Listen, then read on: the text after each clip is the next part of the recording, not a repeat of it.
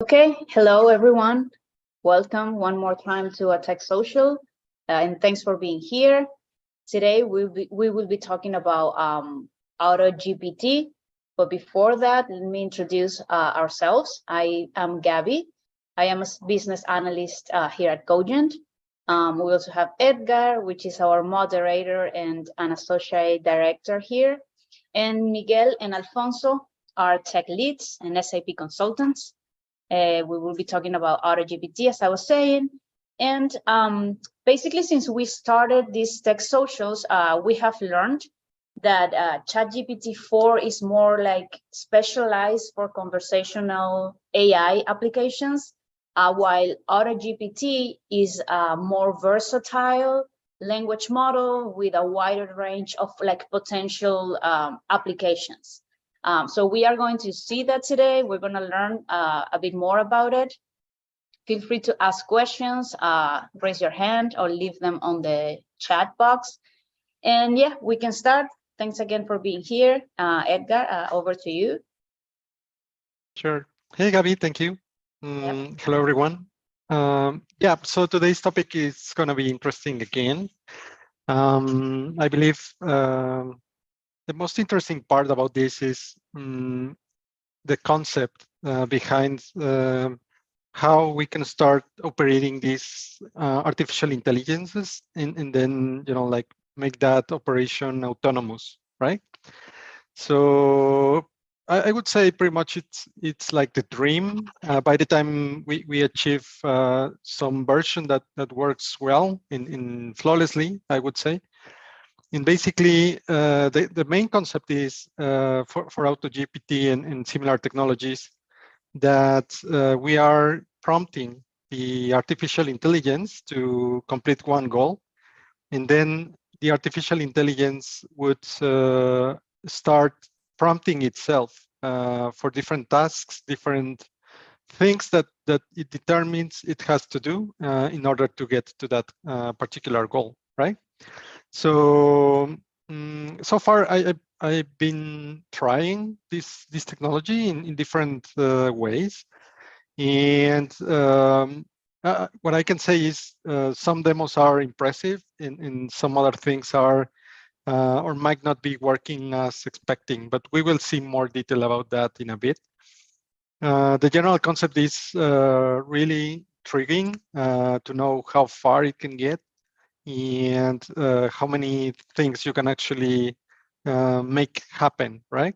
Another important aspect here is that we are not talking just only about the GPT interaction, but for example, Auto-GPT has some other means to access the internet, for example, or to access different services as well. So I think those kind of things are really going to set a different way of doing things moving forward. And as it keeps improving, then we will start seeing more and more of applications of it, right? So with that short introduction, I would like to pass now to Miguel. I know that he has the software installed. And one more thing about it, it's kind of free for everyone to go and check that repository, download the software. You have to make some setup there, like use some technologies like Docker. And then you also need to get a OpenAI API key.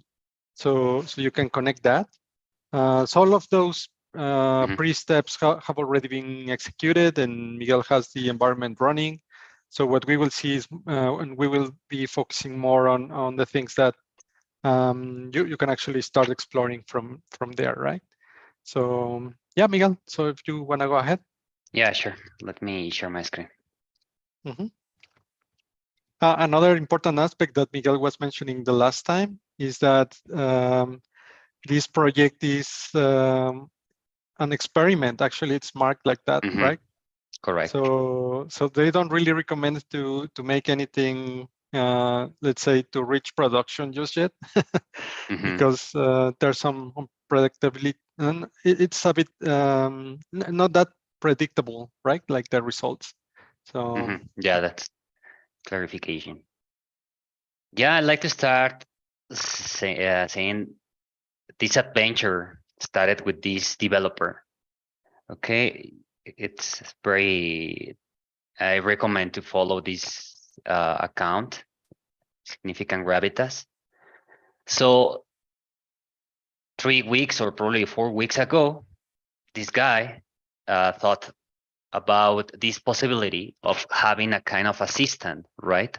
But connected with ChatGPT, but in your computer, in your local environment. So then he started with this project. Okay, you will see there his repository. Actually, they are a kind of a company right now, so they are working a lot. You can see also the communities contributing a lot to this project. So if you see the documentation here, you can also try to clone this project and run in your local environment. But you will see amazing examples there, right? So this is basically the original idea. This guy said, okay, I like to have this assistant running in my local environment. This guy published this code. Obviously, he said, okay, please be careful. This is an experiment, but nobody took that recommendation. And as you can see now, the whole community is contributing of this project.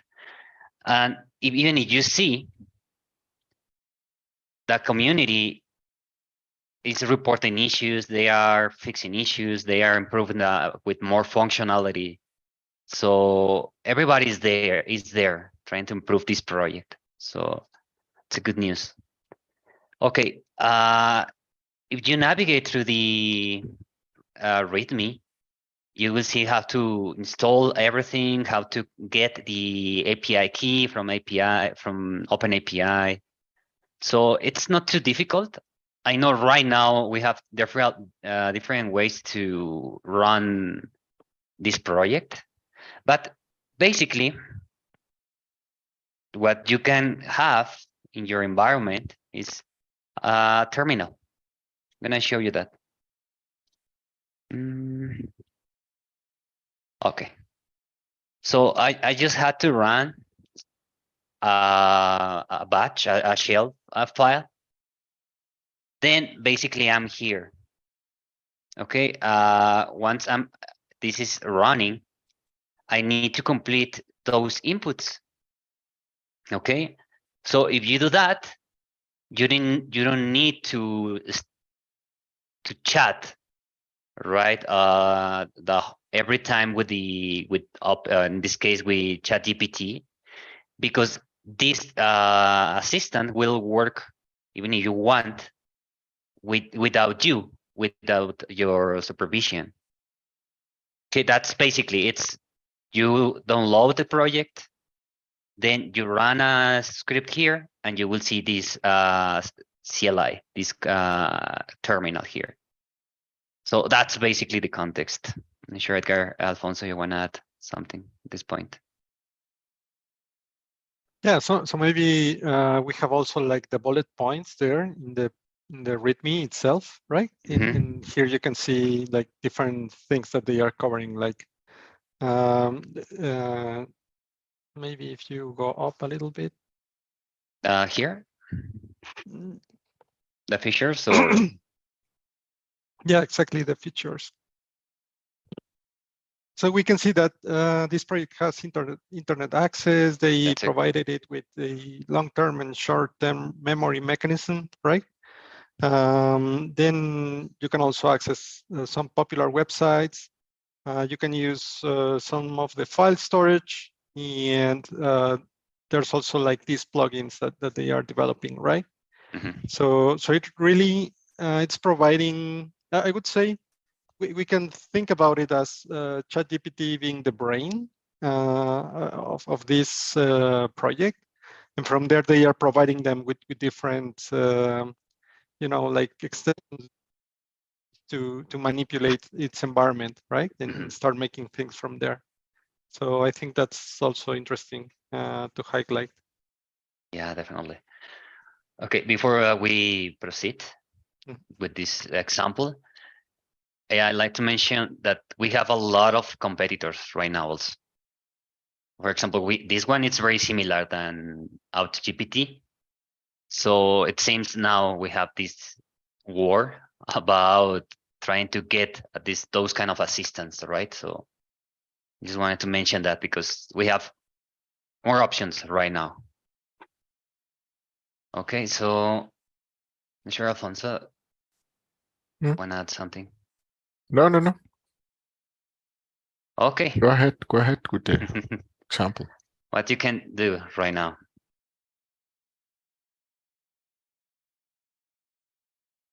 Me? Yeah, in general, I'm not sure you want to. You have an example, or I can try with.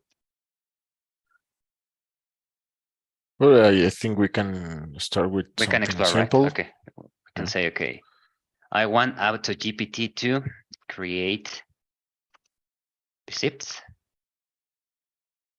from Mexican food from internet.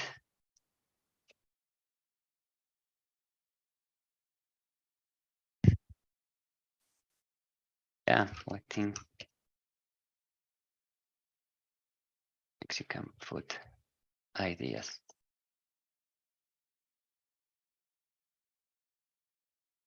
Hope this works. If you paste a specific URL, it can graph the information from that URL. Yeah, actually, yesterday I tried comparing two blenders. Okay, so I added the URLs. So this thing tried to run a process, a web scraping process to get the information. And once the information is there, Auto-GPT started to compare those two blenders. Okay. So yeah, but it So seems you can paste like, for example, a LinkedIn profile with the URL and ask to. I'm not sure. We probably need to add the tokens or something like that because we have those layer authentications for those APIs. I don't know because you need to add. No, because the LinkedIn profile is public, right? Oh, you're right. Yeah. Then we can do that. Yeah. So maybe you can ask to, I don't know, to improve the profile. That could be interesting. Oh, okay. Very important. Here right now, I have two assistants here, two instances. Okay. This one is with continuous mode. Actually, this is very risky because I'm not participating on this conversation. Okay, so I just started with the idea. So Auto-GPT is just looping, generating new ideas. You can see here, if we review very quick what we have, okay? So we have the Receipt GPT, that's the name of this AI. The role is to get those state-of-the-art receipts, okay? So Auto-GPT automatically defined the goals. Can you see? Okay, I'm going to score the internet searching for the most authentic and delicious Mexican recipes. You can see I'm not participating there. Offer helpful tips, substitutions, and variations that go beyond the standard receipt instructions to help.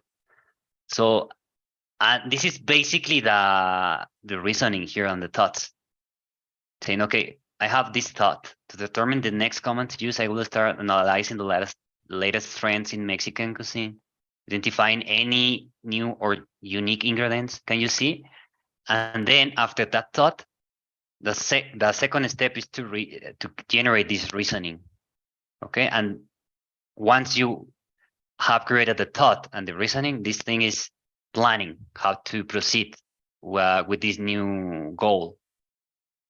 Can you see? So sometimes this AI needs your prompt, needs your approval, but as here we are not participating, that's why the AI is looping again, trying with different ideas. Can you see? And never is basically is running the whole time. So only if I close the terminal, this will stop this process. So and actually that's why it is very risky, right? If you open this one in a server, so we don't know what will happen, what kind of decisions this AI instance will take. Miguel, but at the end, you get the recipe? No, actually not. Yeah. Okay. Actually, this moment, this is basically this AI is stuck, right? That's what we saw. It is thinking. Yeah, it's like, no, I couldn't. Now I'm going to try to browse blogs, restaurant menus, social media platforms. Actually, previously, can you see now? Okay, I'm going to proceed with this Mexico in my kitchen.com. So right now, this AI is looking for options through internet in real time. Okay. Remember, ChatGPT has that limitation, right? We have this limit 2021, I guess. Yeah. But now this without restriction, now this AI is looking for internet and getting that information. For example, here, this AI tried to access to this one, but we got this error. So now this AI will try with different way to get more information. So basically, it's working for you, right? Like that's basically a mechanism you try when you are looking for information. So now you are delegating that process to this AI. Right, but when the Auto-GPT finds something, it will give you what you are expecting? Sometimes it depends. For example, sometimes what we saw before. Okay, can you see? No, it's looking for a new one. Okay. I think it's better if you say like take these two receipts from these two sites and do something with that. Yeah. Right. Because instead of that, it just start like searching a lot and then with a new one, Yeah. Yeah, that's basically the. I also saw, for example, I tried to create a React application, okay, without human intervention, and sometimes I noticed this thing just was looping with the reasoning. But I also saw with the specific examples, the AI created the physical files. So that was impressive, right? But that's basically the current situation if you don't stop the AI. You see? So now I'm getting, okay, I couldn't, then I'm gonna try with a different way. But this AI is taking those decisions. So at this point, it's okay, no, I'm done. Now it throw a 500 error. So yeah, yeah. So that is there. Now that's basically the main idea if you run with this. Okay, here I started again. Can you see? So what do you think? Any other idea? This one is without that continuous mode, this instance. So we can try with this. What I also saw, Edgar, your interface, your prompt is a bit different. I'm not sure if we are using a different version because from your end, you have the role of the AI and the goals, right? Correct. They keep improving the, as you said, right? Like the project, and they are changing their repos. And I believe at some point they said something like you should be using not the master branch, but a different one, like the latest. So I tried running that right. one in particular, like the latest, not the master branch. And that's why I Oh believe yeah, there might be differences. that's the problem I have right now. You're right. Yeah. Yeah. I also saw, for example, this one. They got a happy path, successful task, ordering a pizza. So what I had here, but maybe this. Yeah, here, for example, they are comparing a Auto-GPT versus a freelancer. So it's also very scary, right? Yeah, so I believe the concept, right? The name they are giving to these automatic executions are agents. Basically, what they are planning is that we can have different agents for different things, right? So in this case, this might be a hiring agent, and then you provide some particular goal to that. In the whole idea of it is that you can forget about it, right? Like you just fire it and then you forget about it. And what is different from the regular process or the regular things that we are doing is that you remove the person from that is there in the middle providing these prompts, and then the AI should be capable of executing the tasks in the real world, right? As you were saying, for example, ordering a pizza. So so I guess we have that dream as well, or we had that dream at some point. Like it's Saturday evening, and I'm like already tired from the day. I just want to rest, and then I don't even want to think about ordering a pizza. I just want it for the machines to do it, right? So you don't have to pick the ingredients and like do all of that by yourself. So yeah, so this is the idea that you can just ping something. And actually, at some point, we have discussed that in the past, right? It can be something that we can talk to.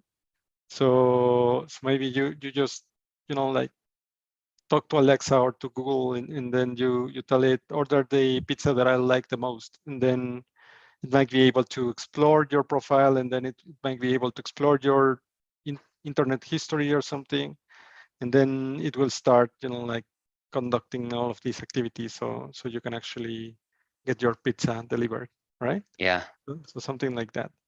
So that's the main idea. It's at this point, as it states, it's experimental and not really doing many stuff. I mean, like people are still trying to figure out what are like the use cases that they can complete. But I mean, definitely there are a few examples there that really created this hype about not having to participate in the middle, right? Correct. May I ask a question? Yeah, sure. This is Bhaskar. Yeah. Hey, so Bhaskar. the one useful, I don't know, use case could be ChatGPT. I had a use case where I was asking ChatGPT to give me an outline of a book that I had an idea to write on. So it gave me the outline. Then I have to further interact with the ChatGPT to say, hey, give me the details for this section, right? So instead, I can use the Auto-GPT model to say, continue to develop this book for me, so that I don't have to keep prompting. I don't have to keep prompting the tool to say, hey, give me the next section. I've done it quite a few times with ChatGPT where I ask it on a particular topic. I ask the tool to give me, hey, what do you think about this particular thing that happened in the environmental disaster we had, the transportation railway track derailment in Ohio, right? Mm-hmm. I was asking, it gave me 4 bullet points. I said, give me details on bullet point 1, give me details on bullet point 2. I need to keep prompting to get more and more information out of it. So instead, I would say, give me a most comprehensive, thesis on this particular topic and elaborate on each section. I give that one prompt. Basically, the tool should give me the book in one go, or work on it and generate the book content for me, so that I come back on the next day or whenever, and then actually review the book to see is it a good draft for me to start with. So that would be a beautiful use case. Because I felt that many times with ChatGPT interactions, that there should be a way for me to automatically tell the tool to say, elaborate on these sections automatically for me, because that's what I kept asking. All my interactions were elaborate on point number 1, elaborate on point number 2, elaborate on point number 3. It was pretty good in giving me point 1, 2, 3, 4, but then I needed it to continue to drill down the path of elaborating each section. This could be a great tool if it can accomplish that. So you can, the writers can actually come up with a draft book pretty much instantaneously, and then go about, similarly, I've used ChatGPT to write business cases, like a business plan actually for a particular thought. Then I kept the whole interactions were saying, give me more customer research for this country, give me more competitive analysis on this particular area of the country or whatever. So I needed to keep my business plan thoughts evolving by interactions with GPT. But if I have an automatic tool, I can set a goal to say, I want the most comprehensive business plan on this particular business idea. I want to make sure it includes competitive analysis, geographical expansion plans, and some sort of financial analysis as well, right? If I set that as a goal, the tool should be able to generate me a most comprehensive business plan at the end. As that I can use as a draft to get on with. That's a good idea. I felt that many times with ChatGPT, that there should be a way to automatically trigger these things, as opposed to simply sitting there and waiting for it. Yes, I agree. I've been in that scenario too. Then I'm sure we all seen it, right? We ask for a couple of questions or one prompt, and we know that I want more detail on point number 1 that was just now given. So I did a similar exercise. I was asking, give me a strategy for data center migration, and it gave me a beautiful 8-point plan. Then I needed each point to be elaborated because I want to produce this report. And I just had to sit there and keep asking for, give me more details, give me more details. It was pretty good in giving me the details, but then I had to collect all of them copy paste all of my chat into one documentation and to produce the draft version I was looking for. All that is really, in a way, unproductive work for me. I'm using these tools to increase my productivity, and I'm doing things that are mundane, which should be, in a way, maybe if I don't use ChatGPT tool, if I use the API, I may be able to automate some of these things to say, hey, viable option, So, but then again, then again, I'm not doing any productive work during that time. So it's contrary to the productivity promise. But I think the tool Auto-GPT, thanks for sharing about that. I never heard of it before. This is a useful session for sure to open my eyes towards what's happening in that area. So thank you for doing that. So it'll be interesting to see how this evolves. Yeah, definitely. Yes, I think we all agree on that. And something else that I've seen, Miguel, about like operating these Auto-GPTs is there are also some web platforms that they built, right? And then they don't have the same reach, I would say, or the same power as the one that you are showing, because here we really have access to the file system, for example, right? And then you can start writing files, etc. but that same concept of, like looping and trying to reach a particular goal is there.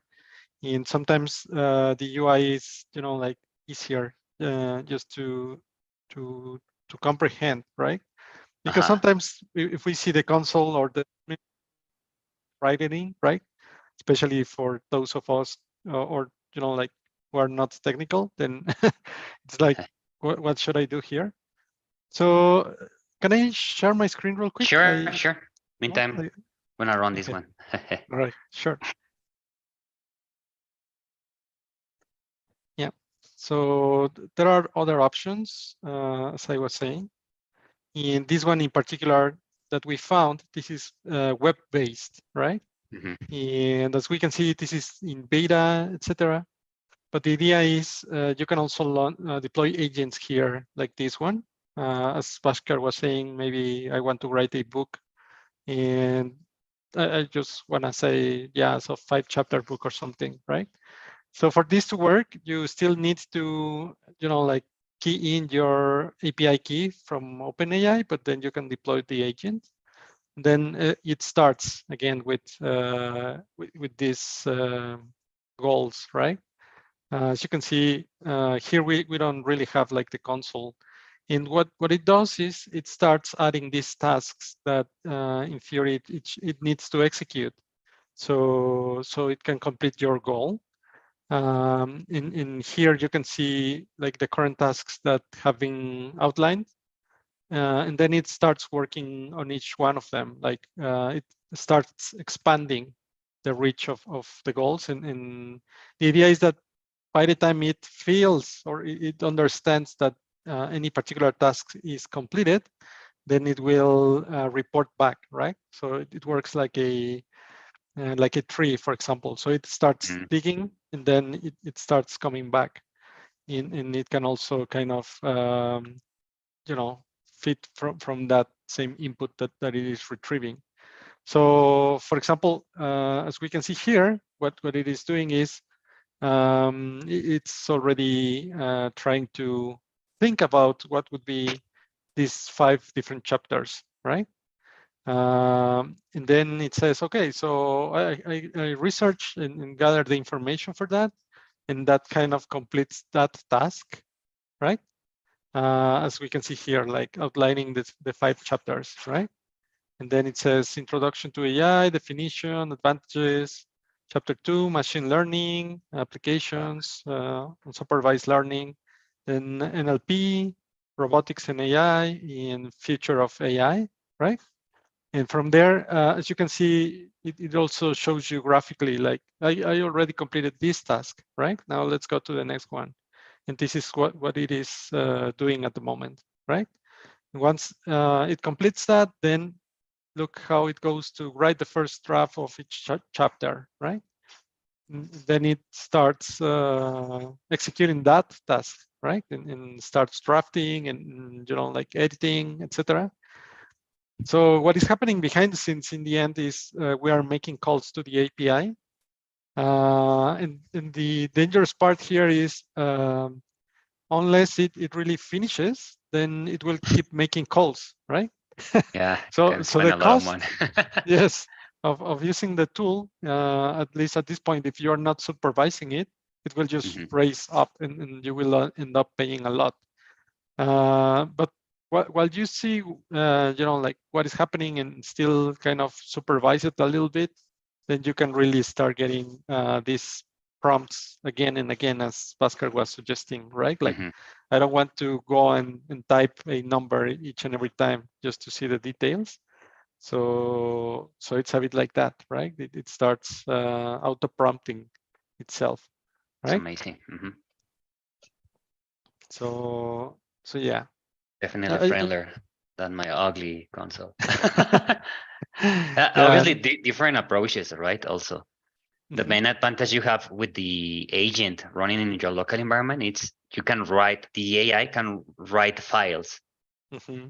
So yeah, you need to review what you need, right? For example, for this one, for this scenario, it's amazing to have this view. Yes, I think it's very graphical and intuitive, right? So you Correct. can actually see what is going on. And then again, as you can see here, for example, it says it completed the tasks, although it was more about outlining, right? Like the chapters. And the original prompt was like create the book, right? Wow. So there's still more things there to explore and to see, but this is the main idea, that you get a task and then you let it execute that task, right? How did you export that? Because I remember at the beginning with this one, just was an image, right? Okay, they have now PDFs and. Yeah, well, it seems actually I hadn't tried that, but yeah, okay. Here you can see like the output. Although curiously here you're seeing just like the adding task part, The tasks, not yeah. really the actual output, right? So they are working on it, probably. yeah, exactly. Yeah, because that output is not too good, right? Yes. As a user, I just want to have the book, right? The output. Yeah. Yeah. If you export the image, it seems it is more. It is actually, like creating the output for that. Let me show you that. But not really, like something that you can operate, I think. Yeah. I'm not sure if Bhaskar wants to participate again. Bhaskar, you have your raised hand. I'm here. I'm here. Yeah. Yeah. What's So the what do you question, think sir? about this one? Yeah, this seems, it's still not there as you were saying, right? Which I need a full book, right? I don't want to sit there again and then say what this is. I want to be able to take this as a draft and take it to my publishers. So yeah, so as you said, it's still not there. It's not just a task, right? It's a series of them. Like it's goal oriented. But I think not knowing what's the final outcome is, or it's subjective, isn't it? The tool is thinking it's done, but you're saying, no, that's not even close, right? So how do you set that as a parameter, saying here is what I have in mind? Is it something that you can drive it to say, I want each chapter with illustrations, examples, and should have this many number of words and paragraphs? Maybe that will give an additional impetus to the goal. I'm not sure how detailed that goal should be or could be. All in all, I think from a goal point of view, there should be a much more qualitative, not just qualitative, quantitative way of specifying it. I guess So we that can do that with, yeah. with Auto-GPT running locally because. Oh, you can? Okay. Yeah, because you have an input. In every iteration, you can say, okay, I didn't like that chapter. Please add this topic or complement with this new information. And then you can interact also at the same time. That's nice. So it's not purely running in the background. You have the ability to interact with it and then insert yourself into the process. Okay. As you can see, for example, this one agent GPT is in an early stage, right? So probably they are working on it, trying to add an input in the middle of the process. But yeah, but with the local environment, you can do that. Yeah, I believe something interesting as well is, as we were saying, right? Like, I think it also depends on the prompt that you give initially. Because here, for example, I'm saying I want each chapter to have 500 words at least, right? And then as we can see the prompts that it is creating, it's adding that part there, right? Like should be at least 500 words. And then here we can see how it is actually creating like chapters with at least these 500 words, and then it starts really like developing the ideas. I think something else that we are seeing here is that effect that we have some limits, right, on the amount of information that we can get back from the API at a single call. So most probably what happened here, for example, is that it started writing this particular chapter, and then it seems here like it reached that limit, like to the max output that we have in the API. And then it didn't continue from there, right? It started with something else.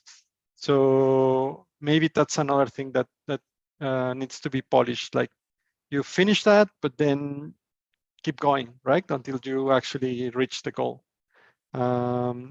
So it's, I think, a mix like of the things that we need to instruct. Like as with any other prompt, the more specific that you are, you get more valuable outputs, right? And at the same time, the tools still need to improve, right? And really, you know, like get to a state where it can actually start delivering results. Another thing that I see here is that it's kind of repeating. So it's chapter 1 here, and then here it says chapter 1 again. So not really continuing with it, right? And still you get, you know, like some more information out of a initial prompt. So I think it's a bit like that. They still need to make this a bit more mature. I mean, like the technology, right? Yeah, but you are right with the limitation of the OpenAI API. Mm-hmm. It only has 400 tokens, I think. Mm-hmm. So if you pass that limit, it will break. It will stop there, right? Yes. Yeah, and Okay. actually with this last update, the token includes the prompt. Mm. So Okay. if your prompt is very extensive, it will make that the response should be less, Really because small. yeah, because you are adding tokens to in the prompt. Mm-hmm. Right. So Mhm. yeah, right now we don't have like the write a book for me. It's not possible right now. Mm-hmm. Right. And at the same time, I believe that is also, you know, like a move from OpenAI to start making their technology a bit more proprietary. That means like because Yeah, the the business plan, shorter, right? yeah, exactly. The shorter, in this case, they make the API calls. That means that people developing tools with it would need to be precise, and at the same time, they would be restricted, right? And as opposed to whatever they develop, that most probably won't have these limitations. So they are really, you know, like taking ownership of the technology. I mean, they are the owners, but what I'm trying to say is they are, you know, like limiting other people from using the technology to the extent, right, or the full potential, at least to this point. I mean, I'm not really sure about what will be happening in the future, but to me, what's going to happen is that they will start shipping applications that work with GPT-4 in the backend, like the plugins in ChatGPT, and they can start, you know, like taking over the market and start monetizing on the tool, right?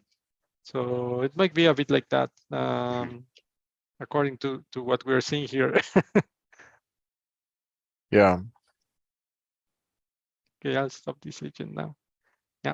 So Miguel, wanna go back to the example that you were showing?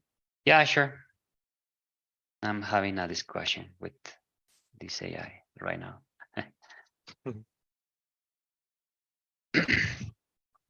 Yeah, for example, here I try it with your example, Edgar. Mm-hmm. Because what I noticed right now, it's I need to replace my credentials because I need to add the, if you wanna offer the possibility to the AI to access to Google, then you need to add the several keys. So right now, probably my key is expired. Okay. So then I started with a different one. Show you, where is that? Oh, here. Same example in yours, Edgar? Like you are a copywriter, okay? Basically, I need to, hey, no, where is that? Oh, it's stuck again. Just a second. Yeah, here. This one is, okay, create a 5-chapter book in AI. And one each, okay, the same, but the goal too is create a TXT file once you have finished the book. Okay, so here again, I got this message because I couldn't access to Google. But then I could access my input, like, no, please don't go to Google, try with the information you know about AI. Then here I started a conversation, right? Like a human feedback. Okay, this is the human feedback. Then I'm gonna try a different way. So then the plan was, okay, now I'm gonna try with Wikipedia. Okay. But I got again probably a restriction and say, okay, no, please don't go to try again. And here I am right now. It's like, okay, I understood. You need me to write the book. Okay, I'm gonna proceed with that. So you can have that interaction. Right. That's basically that I wanted to share. Like you have that option here. Of course. I think it makes sense, and we will see how far it can get, right? But this is just, I would say, the beginning of this concept, because it really got many followers in GitHub, like much attention, right? And definitely more people will start experimenting with this, like architecture, with these concepts. And I think little by little we'll start seeing more and more results, things that we can actually see implemented. So I guess today's session, it was more about to share, right? Like how this concept will start also, like changing the way that we are seeing this interaction with these AI technologies. And the exciting part, I think, it's how we can start providing them with other resources, like access to the file system, direct access to the internet. For this one, even I know that there's, you were saying, Miguel, that there's this voice interface, right? Where you can actually talk to it and then instruct it like that. So I think it's impressive that in a matter of weeks from the time that we started seeing ChatGPT released and all of that stuff, in a matter of weeks, we are already seeing this kind of compound, more complex applications. So I think, there's lots of potential here, and eventually we'll start seeing that more and more in our daily lives. So I think that's the important and the exciting part about it, that you can start getting these kind of results, and eventually better results, right? In a more automatic fashion, without you worrying that much about it. So time to start learning about it. Start playing with this one. That's basically. Correct. Yeah. So I'm not sure if anyone else has any other comments or questions. What about you, Gabi? No, I'm good. I was just about to ask the same. Does anyone have any questions or any information that you want to share with us about Auto-GPT? So wanted to share the text to speech. Okay, can also select different voices. Nice. Oh. Yeah, that's it. If no one wants to ask anything or say anything, we're about to end the session anyway. So any other comments about Auto-GPT? Speakers? Yeah, from my side, I just want to keep exploring this space, right? And for example, there's one example where you can actually write an application and it autocorrects itself. So that's something I would like to see and see how far it can get, right? So maybe we can later talk about these outputs, these results. Totally. And yeah, and as long as we still have some interaction with the AI, there's still hope for keeping our jobs. but Yeah. but you never know, right? So Mhm. yeah, thank you everyone for joining today. Thank you one more time, everyone. I will see you in 2 weeks with another Tech Social. Thanks for being here and have a great rest of the day. All Thank right. you. Thank you for Thank you. organizing this. Thank you. Bye-bye. Bye-bye.